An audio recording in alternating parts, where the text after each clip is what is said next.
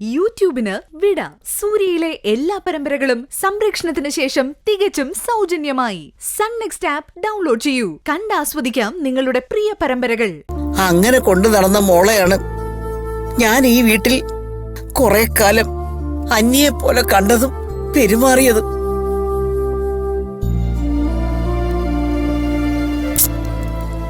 അച്ഛമ്മേ, അതൊന്നും മനഃപൂർവ്വം അല്ലല്ലോ. അങ്ങനെ അച്ഛമ്മ പെരുമാറിയതും സ്വന്തം പേരക്കുട്ടിയോടുള്ള ഇഷ്ടം കൊണ്ട് തന്നെയല്ലേ? ആ പേരക്കുട്ടി അവളാണെന്ന് പ്രിയയ്ക്ക് അച്ഛമ്മയെ തെറ്റിദ്ധരിപ്പിക്കാൻ പറ്റി.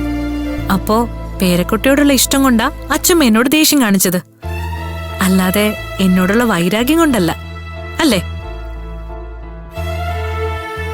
കഴിഞ്ഞുപോയ കാര്യങ്ങളെക്കുറിച്ച് ഇനി ഓർക്കണ്ടെന്ന് നമ്മൾ തീരുമാനിച്ചല്ലേ അമ്മേ?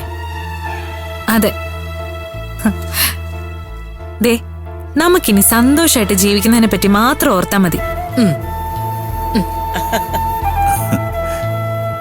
അച്ഛമ്മ ഇരിക്ക, ഞാൻ വിളമ്പിത്തരാം. വാ.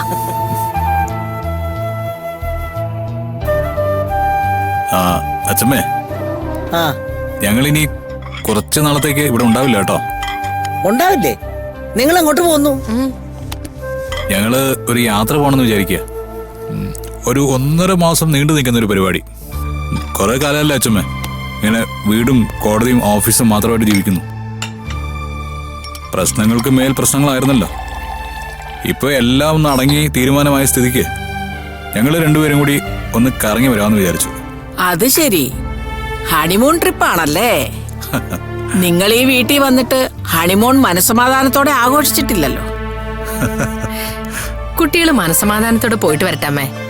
ഈ പ്രായത്തിലല്ലേ അവര് സന്തോഷിക്കേണ്ടതും ആഘോഷിക്കേണ്ടതും ഒക്കെ. മാധുരിമോളെ, ഇതിപ്പോ അതുകൊണ്ടൊന്നുമല്ല. പെട്ടെന്ന് തന്നെ പോകാൻ തീരുമാനിച്ചതിന്റെ കാരണം ഞാൻ പറയാം.